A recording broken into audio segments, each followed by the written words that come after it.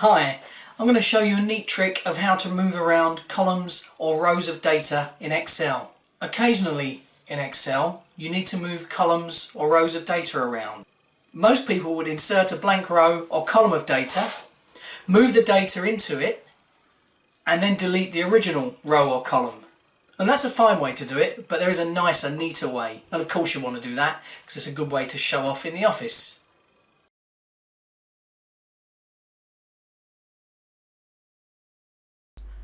So here's some data that we want to move around, and we want column D, downloads, to be where column C is, and we need column C to shift across. So the way to do that is first select column D, which we've just done, then move your mouse over the edge where you get a four-headed arrow as the mouse pointer. Then you hold the Shift key down. Keep the Shift key held down, and as you drag to the left you'll see you get a different mouse pointer. This mouse pointer is like a dotted I bar. It will be quite apparent when you do get the correct one.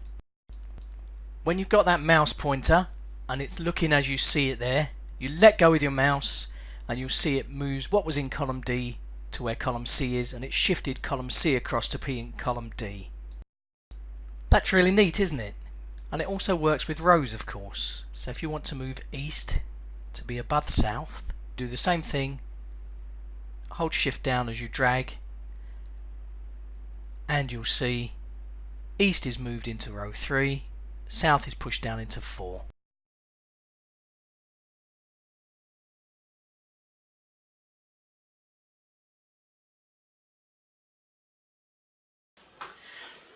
Now once you've done this, it's pretty easy. But typically if I'm teaching it to a classroom of people, it takes a little while for people to grasp it and a few practice goes to actually get it right. But have a go yourselves, run this video back.